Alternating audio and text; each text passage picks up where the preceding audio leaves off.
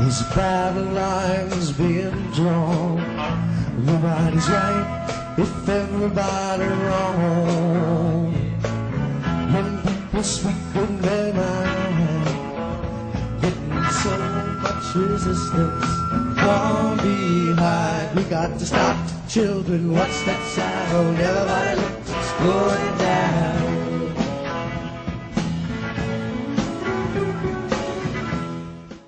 Hello, everyone. This is Lauren Steiner, and welcome to tonight's edition of the Robust Opposition.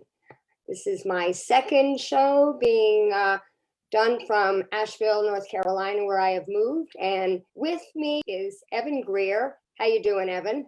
Hey, Lauren. Great to be back on.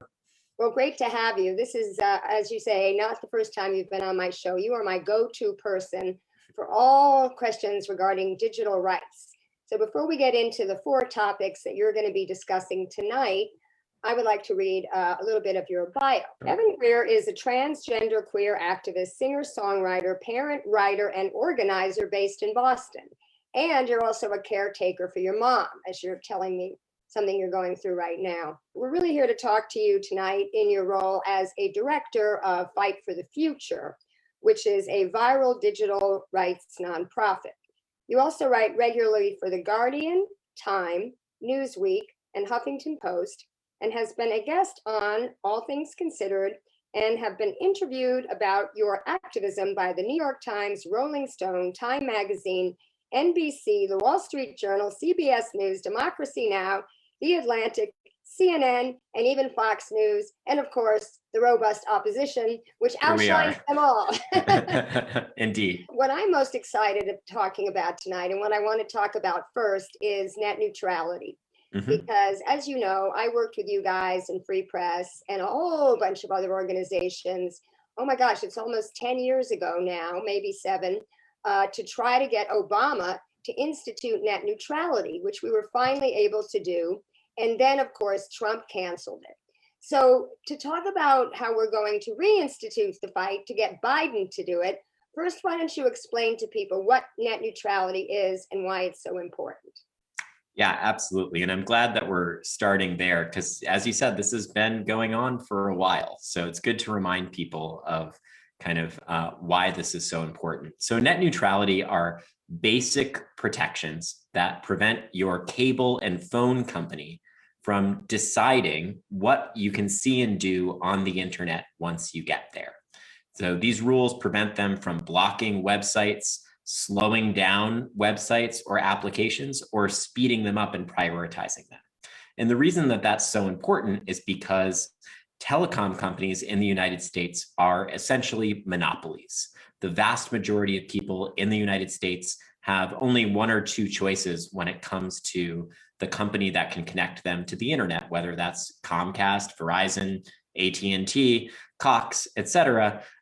Most people don't have a choice. And so if your cable company decides they want to block all political websites, for example, or block all left-wing websites or right-wing websites, or only let you read the New York Times, but not The Intercept, that would be a huge problem because these companies have essentially total gatekeeper control over what we can see and do online. So this is a concept that has been widely accepted for decades. And essentially what we forced the Obama administration to do, and I'm glad that you raised that, Lauren, as well, because it drives me nuts when I read in the paper that these are, quote, Obama era protections, because I'm old enough to remember that we had to fight tooth and nail to get the Obama administration to support real net neutrality protections under Title II of the Telecommunications Act. But we did, and millions of people spoke out, and we got Tom Wheeler, who was the former chair of the FCC, to enact the strongest net neutrality protections in the world. And that was an enormous victory and a huge upset. It was something that traditional DC logic said was impossible, but we accomplished by using the internet to kind of rally the troops and gather people together and get millions of people from across the political spectrum to speak out, and made it basically impossible for them to ignore us. Then, as you mentioned, the Trump administration came along. Ajit Pai, former Verizon lawyer, took over at the FCC and quickly moved to gut those protections despite the largest online protests in human history since the SOPA PIPA blackout, which my organization, Fight for the Future, and dozens of other organizations, websites, gamers, librarians, small businesses, just an enormous coalition opposed. And that actually made a huge difference. We got bipartisan opposition to the FCC's repeal of net neutrality. And that brings us to today, where Ajit Pai has now stepped down as chair of the FCC as the Trump era has ended. And we're now looking at the Biden administration and what they're going to do with this issue. And I'll pause there and let you jump back in, Lauren, and then I can hop right on to say kind of what happens next. Okay, well, yes. So Ajit Pai was terrible. And what I remember that was so important for us to do was use all the all the tools that we had at our disposal.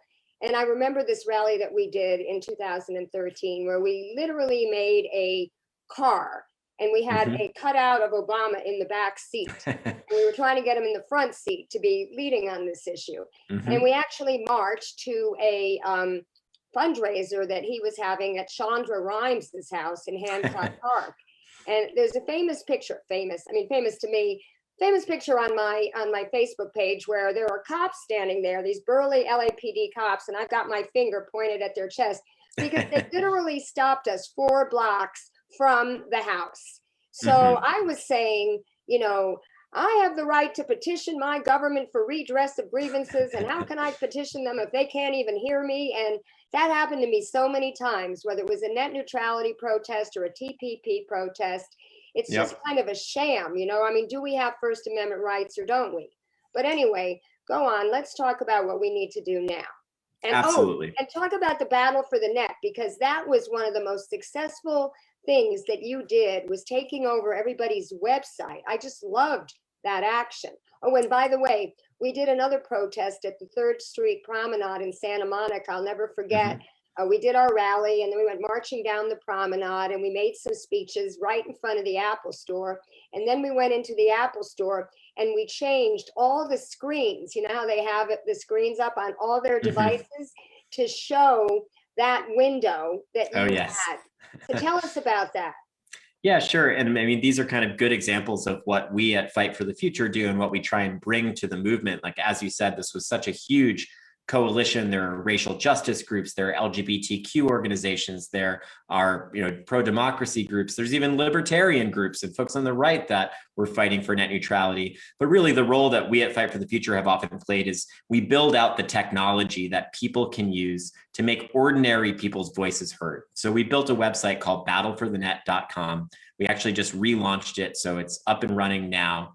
And what that does is it makes it super easy for any individual person to make their voice heard by filling out a simple form and taking whatever the most important action at any given moment is to defend net neutrality. So over the years, a lot of that time was spent submitting comments to the FCC. More than 1/3 of all the comments, the 4 million plus comments that got submitted to the FCC in that first round of the net neutrality fight were submitted through Battle for the Net, and millions more over the next ensuing years. And what Lauren was referring to in terms of the massive online protests, we organized several days of action, the biggest one being the Internet Slowdown Day, when Netflix and Imager and Reddit and hundreds, or actually I think about 30,000 other websites displayed sort of a symbolic representation of what the internet might look like without net neutrality. So on many sites, you saw the spinning loading wheel of death that everyone hates to see when they're waiting to watch a video. Some sites blacked out entirely. And we drove, I think, about 300,000 phone calls to Congress in a single day through that online action. And again, I mentioned this while you stepped away, Lauren, but battleforthenet.com is up and running now. And this sort of brings us to the present day. So we are now calling on the Obama, or not the Obama administration, I'm getting whiplash here, calling on the Biden-Harris administration to nominate a 5th commissioner to the FCC, but not just anyone, right? We need to close this revolving door that we've had at the FCC between the telecom industry and the agency that is supposed to protect us from the telecom industry. that we've had for decades. So we're calling on the Biden-Harris administration to nominate a fifth commissioner to the FCC and elevate someone to the chair who has no ties to the telecom industry and who is a committed champion for the public interest, who will fight to restore these net neutrality protections and really to restore the FCC as a functioning agency. It's so important that we recognize these basic net neutrality rules are one thing, but especially now in the midst of the pandemic, when we've seen, kids sitting outside Taco Bell to do their homework because they don't have access to affordable internet in their homes, that is unacceptable. And that cannot continue. So we need these rules back at the FCC, not just to prevent companies like Comcast and Verizon from cutting deals, from solidifying the monopoly power of big tech companies like Facebook and Google, but we also need these rules to make sure that every single person in the United States can affordably connect to the internet, because it's a basic human right like water or electricity, and we need to treat it that way. Before we move to the next subject, why do you think the Biden administration is stalling on this? Is it just that the COVID relief bill just took so much time and energy? Yeah, look, I mean, Lauren, you know me, and I'm as skeptical of the Biden administration as any other administration in recent history. But I will say, I think we should give them the benefit of the doubt at this point. I'm not sure that we can say they're stalling yet. I'd say it's sort of, this is coming. And for me, it's less about the speed at which this happens and more about them getting it right. I want to see someone running the FCC who is a true champion for the public interest, someone who is going to fight for the public, not someone who has conflicts of interest, who've previously represented telecom companies, et cetera. And so for me, it's about pressuring them to put someone in who's going to fight for us rather than rushing them to do it right now. What about elevating someone like Mignon Clyburn? Yeah, so there's been a lot of chatter about this, and some of this gets to be very inside the Beltway stuff. Jessica Rosenworcel is currently the acting chair of the FCC, and she's been a strong champion on these issues. If she ends up being the chair, I believe she will fight for us. But I think again, it really comes down to who do they appoint for this fifth commissioner, and there's a few different names floating around in the mix. But again, to me, the bottom line that progressive groups are calling for is we want someone who has no ties to the telecom industry, someone who is going to fight for us. Okay. Now, let's talk about Section 230, because that's really wonkish. Whenever you start talking about Section 230 of the Telecommunications Act of 1996, people start to go to sleep. But Section 230 is really important. So why don't you tell the viewers what Section 230 is, what it protects, and why do you think we see challenges to that on both the left and the right? Or I shouldn't say left and right, but Democrats and Republicans. Absolutely. So this, as you said, this gets a little bit complicated, but I'm going to do my best to break it down. So Section 230 has been referred to as the 26 words that created the internet. This is the law that essentially allows for ordinary people to make our voices heard online by protecting our speech from creating liability for the companies that host it. So when you, Lauren, or I post something on Facebook, we are responsible for the content we post. And if I post something that you don't like, you can sue me. And if you post something that I don't like, I can sue you. But neither of us can successfully sue Facebook to force them to take down the thing that we don't like, so long as that content is not illegal. And the reason that is important, and I'm sure people are watching and they're like, well, screw Facebook. Who cares about them and their liability? They're an evil company. And I completely agree. But the challenge here is that without these basic protections, what we know is that companies are unwilling to host controversial opinions. And when we think about the fact that not 50 years ago, homosexuality was still criminalized in most states in the US, not very long ago, it was considered controversial to question whether the police were a just institution in the United States. Not very long ago, children worked in mines and unions were illegal, right? And so when we think about the importance of protecting people's ability to speak online without companies essentially censoring them at the behest of their risk-averse lawyers who are going to tell them to remove anything that might catch a lawsuit. that would be the internet we would have without Section 230.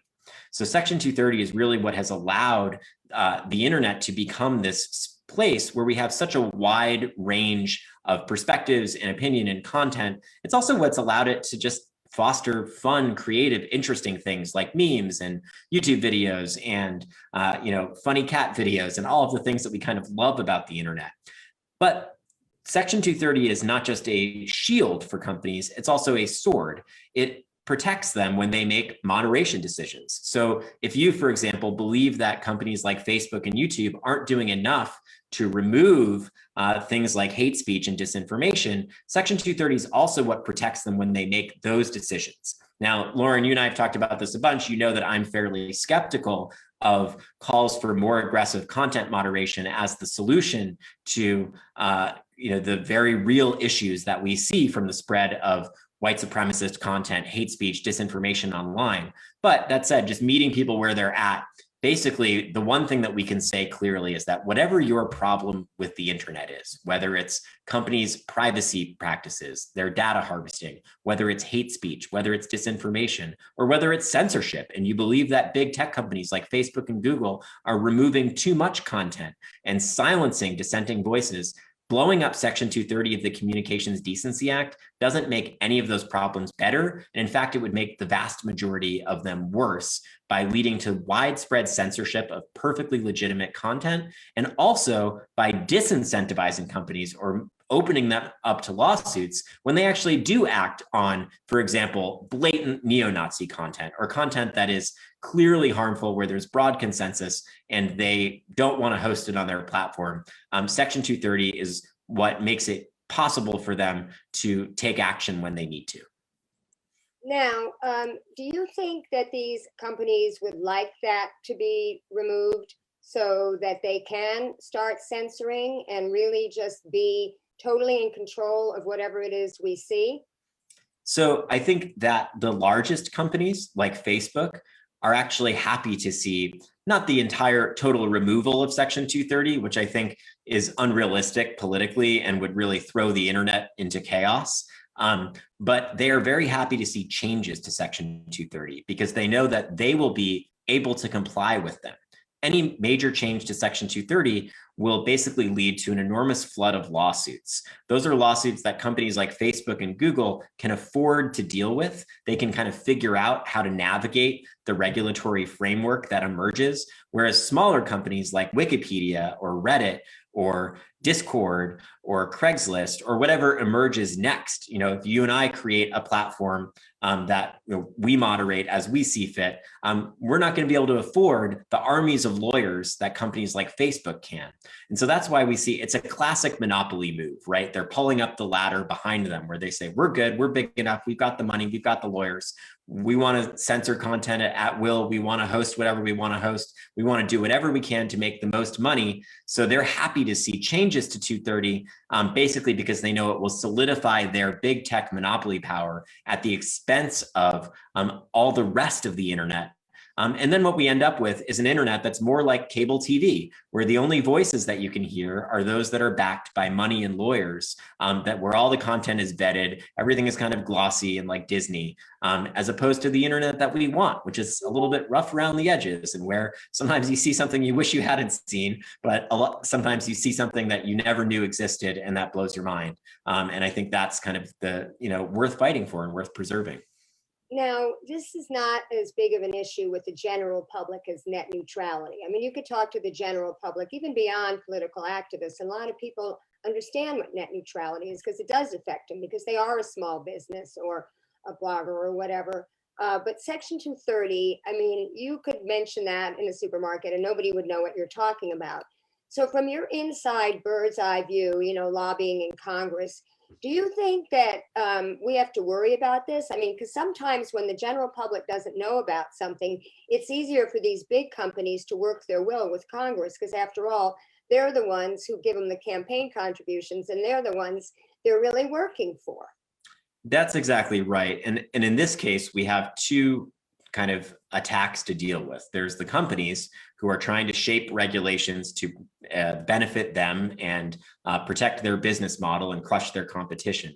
Then we have politicians, both Democrats and Republicans, who've sort of turned Section 230 into a political football that they're kicking back and forth, right? Trump, tweeted over and over again to repeal Section 230, basically because he was fanning the flames of his largely baseless claims of anti-conservative bias on the platforms, right? Biden has also called to revoke Section 230 because he was angry about videos that were critical of him and basically believed that Section 230 is what allows platforms to host those videos. Unfortunately for both Trump and Biden, in the end, it's actually the First Amendment that protects both of these behaviors. The First Amendment actually protects companies when they remove content. They have a First Amendment right from a legal perspective to not host speech that they don't want to host. They also have a First Amendment right to host speech that they do want to host, regardless of what Trump or Biden say. So really all Section 230 does is it allows the First Amendment to work in the digital age, because without it, we would see platforms flooded with lawsuits. Those lawsuits would never actually succeed, but they could cost a tremendous amount of money that would shut down smaller platforms and make them unwilling to host the speech, particularly of marginalized people. And that's what we've seen over the years, is that when we see changes to Section 230, it's low-income folks, it's LGBTQ folks, it's folks at the margins that get hurt the most.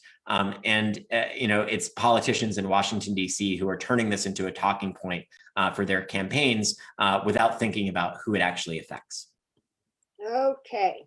Now, I probably bit off too many subjects for a half an hour show, but I intend to keep this to a half an hour. So Let's keep it rolling. We'll do rapid fire. Ask too many follow-up questions, but we are going to put your information at the end of the show so people know where to go to get more information about any and all of these issues. Let's move on to facial recognition and surveillance. I'm not sure. They're two separate issues. Probably won't be able to get to them both. Which one do you want to talk about? What do you think people need to know about more at this point in time? Sure. Well, I'll kind of try and take them both quickly at a high level. So, there's been a lot of talk over the years about government surveillance, right? We think of things like the Patriot Act. We think of things like the NSA surveillance programs that Edward Snowden exposed. And it's really important that we talk about these issues and recognize the role that this type of government surveillance has in silencing people, particularly in silencing dissenting voices. We've seen real studies that show that journalists self-censor when they're worried that they're under surveillance. And we know that, for example, the government rolled out the full expanse of its surveillance state to monitor the Black Lives Matter protests that happened over the summer. But where Fight for the Future is really trying to push the envelope here is helping people look at not just government surveillance, but also corporate surveillance. And so we've seen this enormous expansion of corporations conducting their own surveillance for a wide variety of purposes, usually just to profit, right? We see companies like Amazon that collect enormous amounts of data about us. They use it to solidify their monopoly power, to crush small businesses and libraries and competitors, and to maximize their profits. But we've also seen them start to get into the game of conducting surveillance in similar ways that governments do. There was just a big story about McDonald's, who have their own corporate intelligence program that is monitoring movements like the Fight for 15 fight or union organizing. Amazon has been doing the same thing. And that brings us to facial recognition, which is really just one specific surveillance technology, but it's one that has gotten a lot of attention because it really is a uniquely dangerous form of surveillance. This is surveillance that automates and exacerbates existing forms of racism and discrimination in our society. And it's a technology that, if it becomes widespread, could really profoundly alter the fabric of our future. I think of it in the same way I think of nuclear, biological weapons, or lead paint. This is a technology that is so dangerous, it can't be regulated. It needs to be banned. And so Fight for the Future is working with dozens of other organizations calling for an outright ban, not just on law enforcement and government use of facial recognition surveillance technology, but also on corporate use. Companies like Clearview, companies like Amazon and Microsoft should not be able to collect our biometric information, these scans of our faces, and use them for their own purposes. So we've got a site, banfacialrecognition.com is the main place to take action for that. Okay, great. So many follow-up questions I have, but we're just speeding right through these issues. That's And okay. Well, we can talk again.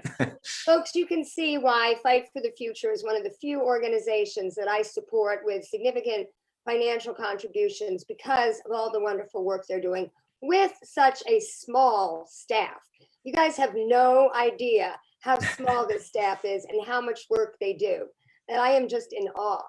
But anyway, the final issue that we wanted to discuss is the Amazon workers who are organizing. And the second protest that I covered when I moved here to Asheville 2 months ago was a solidarity rally in support of these workers in Bessemer, Alabama, who would be the first, if they are successful, Amazon workers to unionize, which could open up the floodgates, not just for other Amazon workers, but for workers in this field, the precariat class, as we like to call it, throughout the country. And it is largely led by Black activists, Black organizers. So why don't you talk about what Fight for the Future's interest in this is? Yeah, for sure. And as you said, this is very much being led by workers and specifically by Black workers and other workers of color who disproportionately are working in Amazon's warehouses and other facilities across the country. And really where we come in here is just in a kind of support role. But specifically also this ties to the previous issue we were talking about. And we focused quite a bit on Amazon's surveillance of their workers. So Amazon, for example, has what they call productivity tracking software, which I can't imagine a more Orwellian concept, right? But they essentially use algorithms and data collection to monitor how productive the workers in their warehouses are with these quotas that are almost impossible to meet. And there have been these horrific stories of workers getting urinary tract infections because they don't have time to go to the bathroom during the day when they're trying to meet these quotas. And they know that if they don't meet the quota, they get fired. They can't put food on the table for their kids, right? This is the largest corporation in the United States. They make they talk big game about how they pay their workers more than other companies, et cetera. But in the end, they are all about extracting as much profit as possible from their workers. And they use surveillance technology as the kind of mechanism to do it. And so we focused quite a bit on trying to expose the surveillance technology that they're using. And we're pushing for legislation that would ban corporations from using this type of invasive surveillance to monitor their workforce. And then in the meantime, we're just crossing our fingers and toes and pulling our best and just expressing our solidarity with the workers in Bessemer and all other Amazon workers and gig workers across the country who are fighting for basic fairness and justice from some of these companies that act like they're the good guys when in fact they're carrying out the same type of robber baron tactics that we've seen from corporate monopolies over the last century. Yeah, and that was one good thing that Biden did do. He did come out in support of them, which was kind of unique for him. There was one other thing that I wanted you to mention about Amazon before we go, because I just thought this was so horrible, and that is what they're doing with ebooks in libraries. Yes, for sure. So this is a campaign that Leah Holland on our team has been working on. But basically, Amazon, they want to be the everything store, right? They want to replace all of these other institutions, whether it's small businesses. They already basically crushed bookstores, and now they're coming for libraries. So Amazon is increasingly becoming one of the largest publishers, and the publishing industry has already been sort of consolidated over the years, the same way that we think of mainstream media, right? There's really only a handful of companies at this point that are publishing books at a mass scale.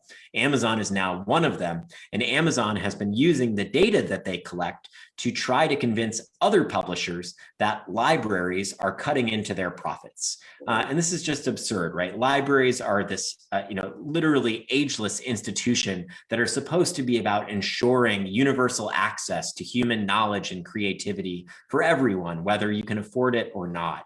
And here comes Amazon basically the bottom line here is Amazon wants to replace the library, right? Amazon wants a future where there are no libraries, but you can access books as long as you have a Prime subscription and you pay them, and they'll pay the lowest wages to the authors that they possibly can get away with.